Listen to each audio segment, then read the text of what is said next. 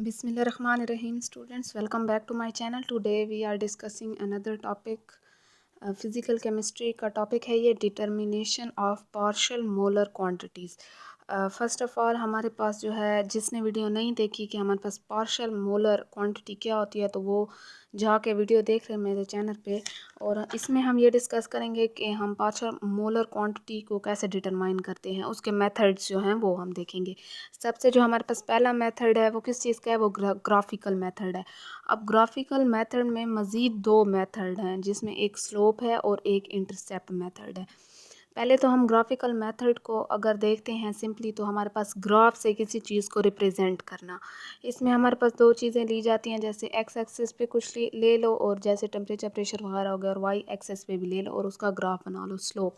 अब इसमें ग्राफ की बात की गई है तो एक हमारे पास इंटरसेप्ट मेथड आ जाता है, एक स्लोप मेथड आ जाता है। पहले हम सबसे पहले डिस्कस कौन सा करेंगे, स्लोप मेथड करेंगे।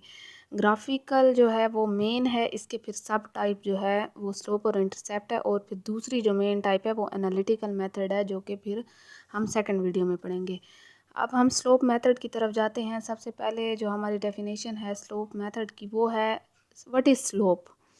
हमसे कोई पूछे कि व्हाट इज़ स्लोप, तो स्लोप की डेफिनेशन ये होगी, the slope is the slope of a line is the ratio of amount that y increases as x increases some amount. It tells you how steep line is and how much y increases as x increases. Means हमारे पास slope ये होता है कि हम coordinate system में x axis और y axis को use करते हैं। तो अगर लेट सपोज हमारे पास x एक्सिस इंक्रीज़ भी हो रहा है या y एक्सिस इंक्रीज़ हो रहा है, तो उसी के साथ साथ हमारे पास क्या चीज़ इंक्रीज़ होगी, x एक्सिस भी इंक्रीज़ होगा।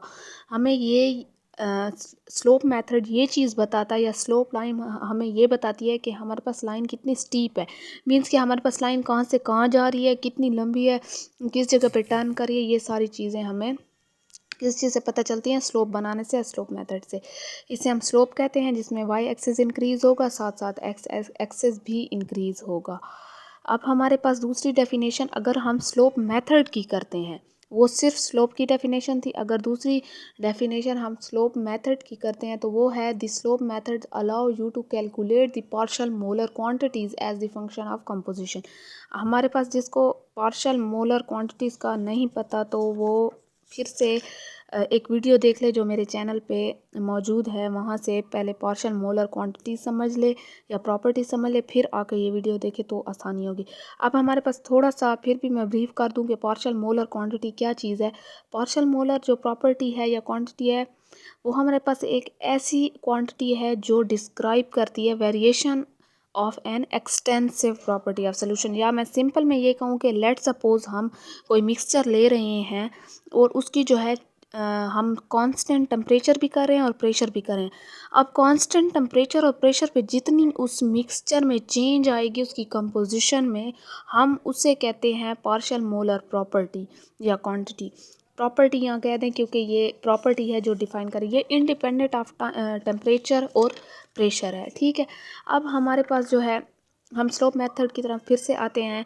अब यहाँ एक स्लोप बना हुआ है सिंपल में, जिसमें हमारे पास वाई एक्सिस है, एक्स एक्सिस है, एक स्लोप की लाइन लगी हुई है। एक्स एक्सिस को भी डिफाइन किया हुआ है, पहले x1 इंक्रीज़ हुआ है, उसी के साथ साथ फिर x2 इंक्रीज़ हुआ है, जिसकी इंक्रीजिंग के साथ साथ हमारे पास y भी इंक्रीज़ हो रहा है। तो यही चीज़ ऊपर बताई गई है कि जब स्लोप होता है उसमें अगर x एक्सिस पे इंक्रीज़ होगा तो y एक्सिस पे भी इंक्रीज़ होगा। अच्छा, फिर इसके साथ साथ हम ये तो देख रहे हैं, अब यहाँ जो डेल है या चेंज बताई गई है, जैसे पार्शियल मोलर प्रॉपर्टी में हमने चेंज बताई थी कि कंपोजिशन में क्या चेंज आती है। अब हमने जो है यहाँ डी वाई ले लिया है और डी एक्स ले लिया है। डी वाई का मतलब क्या होगा, Y two minus Y one जो ऊपर लिया है, और X two minus X one. D या डेल का मतलब होता है चेंज। चेंज में हमें पता है कि हमने वाई टू मतलब two minus initial minus final लेनी होती है। इनिशियल कौन सी है हमारे पास, इनिशियल जो है वो आप लोग 1 कर लें और फाइनल को आप लोग 2 कर लें, ठीक है। अब ये फाइंडिंग ऑफ स्लोप का ये फार्मूला है, छोटा सा ये इन्फॉर्मेशन थी जो मैंने ऐड कर दिया। अब हम चलते हैं किस चीज़ की तरफ, स्लोप मेथड की तरफ। अब हम जो मेन टॉपिक की तरफ है, वो थोड़ा सा इंट्रो था। अब हम यहाँ देखते हैं कि हमारे पास G is equals to N1 G1 bar है प्लस N2 G बार 2। यहाँ गिब्स इनर्जी जो पीछे भी एक टॉपिक है जिसमें हमने ये फाइंड की है, तो ये वहीं से ले रहे हैं हम। G is equals to N1 G1 bar plus N2 G2 bar. ये इक्वेशन 1 हो गई है हमारे पास। फिर हम वॉल्यूम की बात करते हैं, तो वॉल्यूम में भी N1 जो है वो क्या है, वो नंबर ऑफ़ मोल्स है। ये चीज़ आप लोगों ने अपने ध्यान में रखनी है कि हमारे पास जो N यहाँ जहाँ भी यूज़ हो रहा है वो नंबर ऑफ़ मोल्स है। वॉल्यूम में भी हमारे पास V1 होगा, इनिशियल फाइनल यही होगा। V बार के साथ हम इसे डिनोट करेंगे। ये कौन सी आ गई है, इक्वेशन 2। अच्छा, फिर हमारे पास आता है, यही बात है, मैंने कहा कि N को आप लोगों ने ध्यान में रखना है। यहाँ N1 क्या है हमारे पास, number of moles of solvent है ना, और N2 क्या है, number of moles of solute है। V2 हमारे पास वॉल्यूम ऑफ सोल्यूट है। V1 जो है ना, वो हमेशा हमारे पास 3 चीज़ें गिवन होगी, एक चीज़ फाइंड करनी पड़ेगी। और हमारे पास यहाँ जो V मेन चीज़ है ना, वो उसे हम फंक्शन ऑफ मोलैलिटी भी कहते हैं।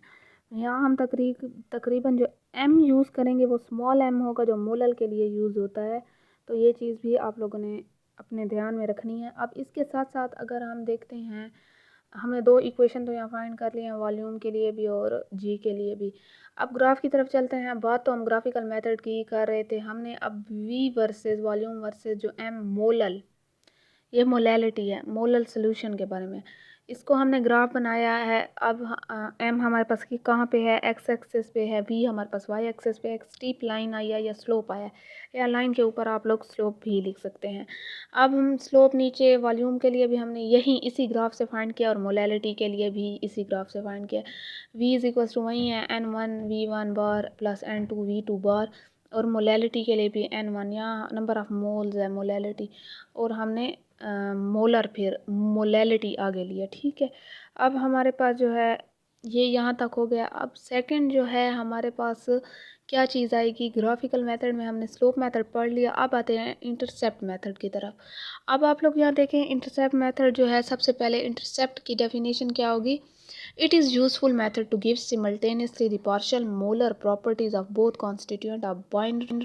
अच्छा, फिर जो है हम देखते हैं डेफिनेशन पे आते हैं। यहाँ क्या है हमारे पास, इंटरसेप्ट मेथड जो होता है हमारे पास, इंटरसेप्ट मेथड वो होता है जो, लेट सपोज हमारे पास बाइनरी सोल्यूशन है। बाइनरी सोल्यूशन में 2 कंपोनेंट होते हैं।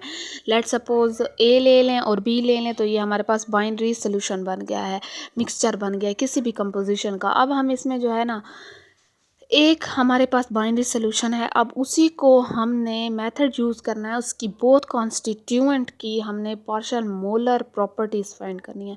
तो हम इसको क्या कहेंगे, इंटरसेप्ट मेथड कहेंगे। ये थोड़ा सा लंबा है, जिसकी कैलकुलेशंस वगैरह है, लास्ट पे हम इसकी फार्मूला डिराइव कर लेंगे कि कैसे हमारे पास होता है। अब जो है डेफिनेशन की आप लोगों को समझ आ गई। अब चलते हैं, यहाँ देखें कि हमारे पास ये एप्लीकेबल होता है अदर फंक्शन लाइक एस के लिए, जैसे हम एच के लिए करते हैं एंथैल्पी, और इन चीज़ों के लिए एंट्रोपी वगैरह। अब वी एम जो है, यहाँ हम जो यूज़ करेंगे वो मीन मोलर वॉल्यूम है। इसकी अगर डेफिनेशन मेन की तरफ चलते हैं, इंटरसेप्ट मेथड की दूसरी डेफिनेशन, हमारे पास दूसरी डेफिनेशन कौन सी है, the volume of solution divided by total number of moles of various constituent means, various constituent means we are talking about binary solutions. हम बात तो बाइनरी सोल्यूशंस की कर रहे हैं, तो मैं वैसे अगर देख के मेन सोल्यूशन को देख के फिर, अच्छा, फिर जो है मेन सोल्यूशन को हम देख के क्या करते हैं, V M is equals to V over N1 plus N2। हम ये कहते हैं कि मेन सोल्यूशन की डेफिनेशन क्या है, लेट सपोज हमारे पास कोई सोल्यूशन है, उसका टोटल वॉल्यूम ले लें जितना भी एक बीकर में मौजूद है, और उसमें फिर नंबर ऑफ मोल्स टोटल जो है constituent means we are talking about फिर से बाइनरी सोल्यूशंस। तो N1 और N2 ही आएगा, क्योंकि हमारे पास 2 कंपोनेंट होते हैं, तो हमारे पास जितने कॉन्स्टिट्यूएंट मीन्स 2 कंपोनेंट, और फिर जो है उसे किस चीज़ के अंडर डिवाइड करना है, टोटल वॉल्यूम ऑफ सोल्यूशन के। तो यहाँ से फिर